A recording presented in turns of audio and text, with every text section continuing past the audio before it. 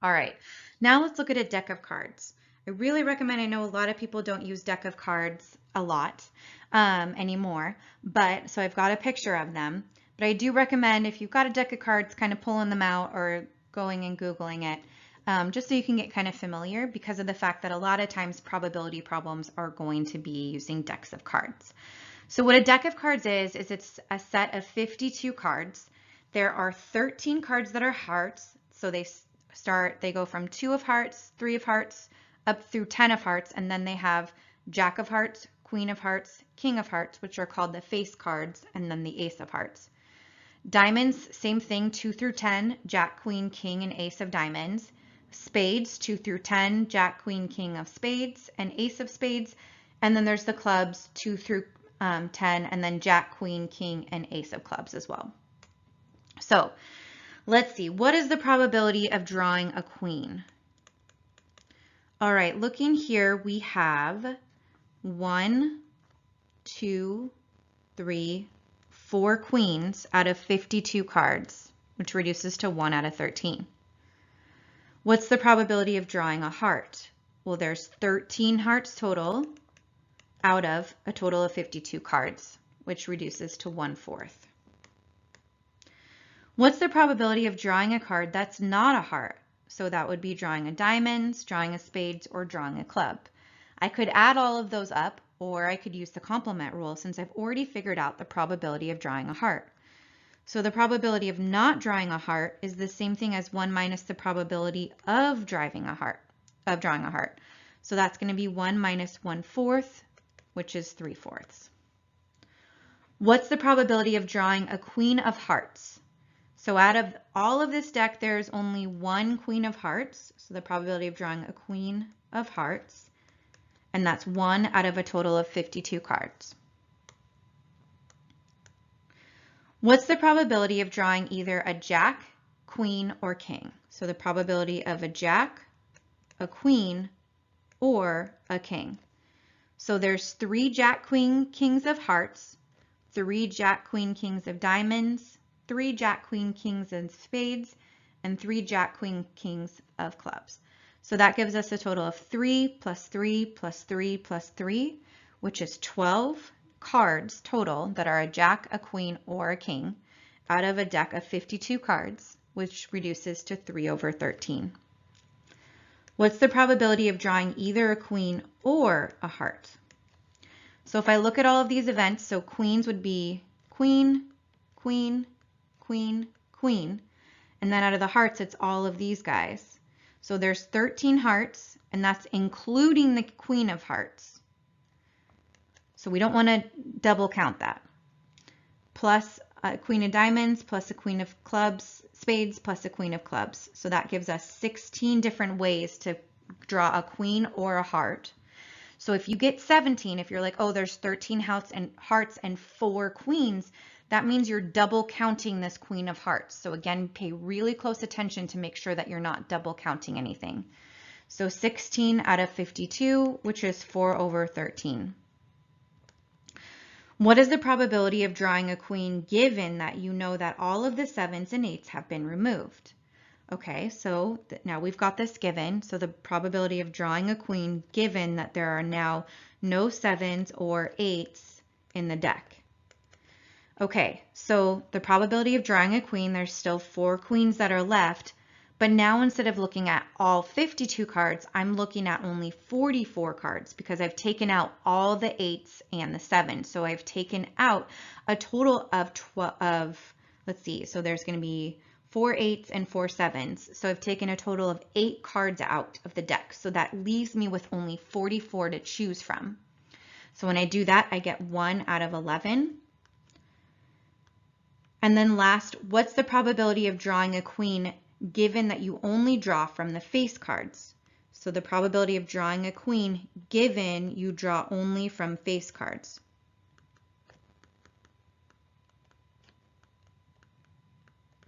Okay, so there's 4 queens, and if I'm now only drawing from face cards, there's 3 hearts, 3 diamonds, 3 spades, and 3 clubs. So that leaves me with a total of 12 face cards in the deck. So that reduces to 1/3.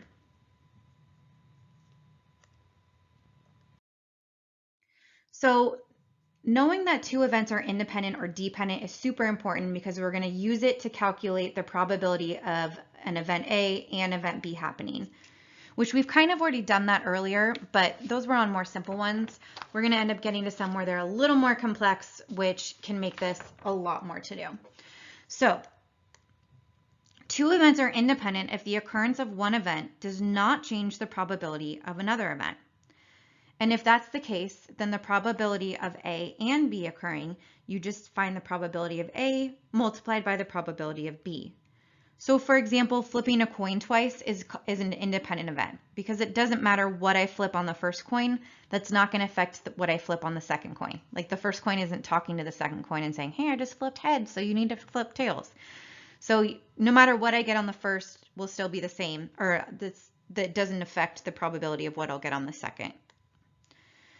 So for example, if we were looking for what is the probability that I get a heads on the first toss and a heads on the second toss, well, that's going to be the probability that I get a heads on the first toss times the probability that I get a heads on the second toss, since these are independent events. So that gives me 1/4 times 1/4, which is, or sorry, 1/2 times 1/2, which is 1/4.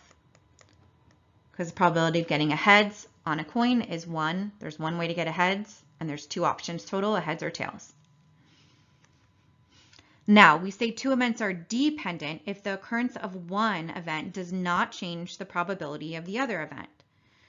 And if that's the situation, the probability of A and B occurring equals the probability of A occurring times the probability of B occurring, given that A has occurred. So for example, drawing two specific names out of a hat that has 100 names in it, assuming you don't replace the names with each draw. So for example, let's say I have a deck of, well, let's look at an example. So the probability that if there's 100 names in a hat, John is chosen first and Kareem is chosen second. So that's going to be the probability that John is chosen first. So there's 1 ways that his name is drawn out of the hat. Out of 100 different ways something can be drawn out of a hat. Well, now that I've pulled his name out, because we're not replacing them, now there's only 99 names left in the hat. So this given just shrinks up what my sample size is, or the total sample that the total number of outcomes I'm looking at. So you don't need to memorize these formulas. I always just tell students to think about what you're doing, and it'll end up making sense when you do them. So this ends up giving us 1/9,900. So again, this was the probability of John getting chosen, and then this was the probability of Kareem getting chosen, given that John was already chosen.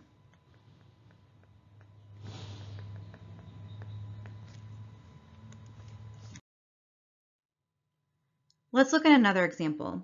A slot machine has 3 wheels that spin independently. So this is my big indicator that I'm going to be dealing with independent events. Each has 10 equally likely symbols, 4 bars, 3 lemons, 2 cherries, and 1 bell. If you play what's the probability that, you get 3 lemons. So I try to write this out using probability form with using the word ands or where appropriate. So 3 lemons means I get a lemon on the first, and a lemon on the second, and a lemon on the third. So because these are independent, this is going to be the probability I get a lemon on the first, multiplied by the probability I get a lemon on the second, multiplied by the probability I get a lemon on the third. So that becomes, so let's see, the probability I get a lemon on the first, there's 3 lemons out of 10 equally likely symbols. So 3 out of 10 times 3 out of 10 times another 3 out of 10. And this is 0.6. 0.006. What is the probability you get no fruit symbols? So that is the probability that you get no fruit on the first, and no fruit on the second, and no fruit on the third. Well, again, I always try to envision what's happening. You don't have to write this whole thing out, but for me, it's just really helpful. So the probability I get, because these are independent, I can multiply all of these separately. So the probability I get no fruit on the first. So let's see, there are 5 different ways. There's 4 bars and 1 bell that I can get not a fruit to show up out of 10 options. So this is going to be 5 out of 10 times 5 out of 10 times 5 out of 10, which ends up equaling 0.125. What's the probabilities that you get 3 bells, which is the jackpot? So that means to get 3 bells would be a bell on the first, and a bell on the second, and a bell on the third. So because these are independent, I'll be multiplying each of these events separately. So the probability you get a bell, I can't talk, there's too many B's. The probability you get a bell on the first is 1 out of 10. Probability you get a bell on the second is 1 out of 10. And the probability you get a bell on the third is also 1 out of 10. So that is 0.001. So it's 0.1% chance that you'll win the jackpot. What's the probability that you get at least 1 bar? So the probability of getting at least 1 bar. So this is the same thing as 1 minus the probability that you get no bars, which is much easier to find other than instead of the probability you get at least 1 bar. Because if we were just trying to figure out the probability you get at least 1 bar would mean there would be so many possibilities we'd have to look at. A bar on the first, but no bars on the second and third. A bar on the second, but no bars on the first or third. A bar on the third, but no bars on the first or second. Or a bar on the first, a bar on the second, not a bar on the third. There's just so many options, it would take forever. And this is why the complement rule is so amazing, because of the fact that there's only one way you can get no bars. That's by getting no bars on the first, no bars on the second, no bars on the third. So using this complement rule makes this much simpler probability to get. So the probability that you don't get a bar on the first is going to be how many options are there to not get a bar, and that's 6 out of 10. Probability you don't get a bar on the second is 6 out of 10, and the probability you don't get a bar on the third is also 6 out of 10, so that's 0.784. A Math 105 class has 17 students who identify as female and 12 students who identify as male. 3 students from the class are randomly selected to visit a Math 95 class to give them information about Math 105. What is the probability that the group is all female? So this would mean, first let's figure out, are these dependent or independent events? So independent events means when I pick one student, it doesn't affect the probability for the second student that gets picked. And in this case, if I pick one student, now there's no longer 17 students left to pick from. There's only 16 students left to pick from. So whatever I pick from the first does affect the probability of the second. So these are dependent events. So the probability that the group is all female, so that's going to be the probability that the first person is female, and the second person picked is female, and the third person picked is female. So what's the probability that the first person picked is female? Well, let's see. There are 17 students in the class that are female, and it looks like total there are 12 plus 17, so there's 39 students total. Now that I've picked one female, there's only 16 females left to pick from for the second person, and there's only 38 people left to choose from. And then for the third person, now there's only 15 females left to choose from because I've already chosen 2 females. And there's already only 37 people left to choose from because I've already chosen 2 people. So that probability, when I multiply those all together, is 0.186. What's the probability that the group has at least one male? So anytime you see this at least one, that usually should go ding, ding, ding in your brain and tell you to use the complement rule. So that's the same thing as the probability that there are no males. So that would mean all females. So that's 1 minus, I already figured that part out above in part A. So 1 minus 0.186, which is 0.814. So a bag contains 5 marbles, red marbles, 6 blue marbles, and 2 white marbles, and 7 black marbles. What is the probability of picking 2 blue marbles and then a white marble if you don't put any of the marbles back before drawing next? So let's see, in total we have 5 plus 6 plus 2 plus 7, so we have a total of 20 marbles. Okay, now it's saying that I'm not putting any of the marbles back in. So that means once I pick out one marble, now there's only 19 marbles left to choose from for my second marble. So that means that these are going to be dependent events. So whenever I'm doing probability, the biggest thing that I always try to do is just really try to visualize the situation. So this is what I'm looking for. I'm looking to see what is the probability that I pick 2 blue marbles and then a white marble. So that means I pick a blue marble first, and then I pick a blue marble on my second pick, and then I pick a white marble on my third pick. Okay, so these are the and, so it's going to be multiplication, but now because these are dependent, I'm going to be using that given probability. So what is the probability I get a blue on the first? Well, there are 6 blue marbles total out of 20 marbles in the bag. All right, times the probability I pick the second marble is blue, given I've already picked a blue out. So now that I've picked one blue out, there's only 5 blue marbles left in the bag. And because I picked a marble out, there's only 19 left. The probability that I pick a white on the third. Well, there's only going to be, let's see, so I've picked 2 marbles out, so there's only 18 marbles left to choose from.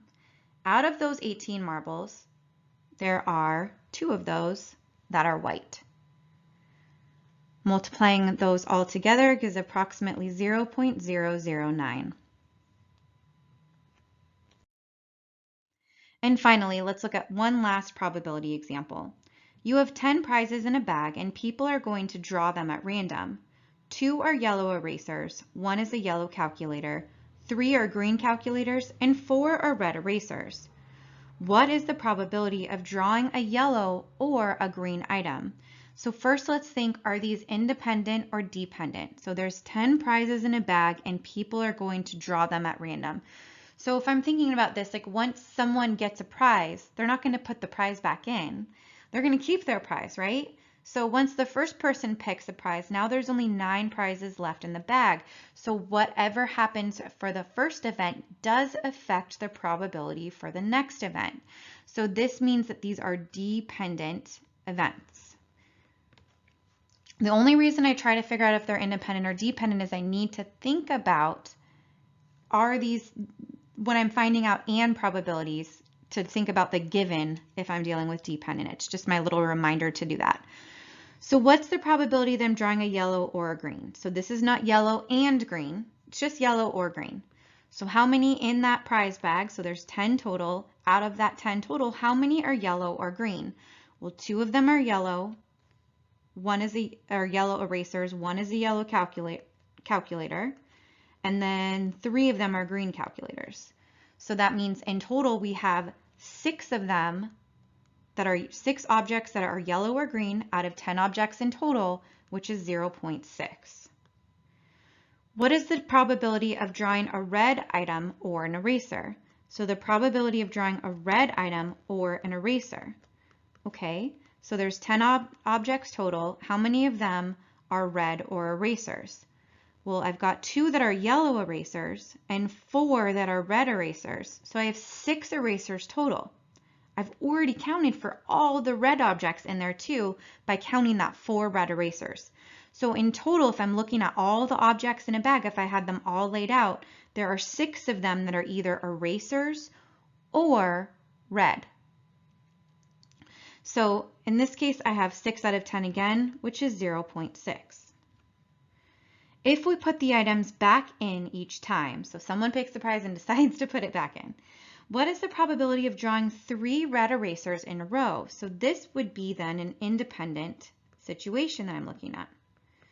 So the probability that I get 3 erasers in a row, so that's going to be a red on the first, and a red on the second, and a red on the third. So in total, there are 4 red objects.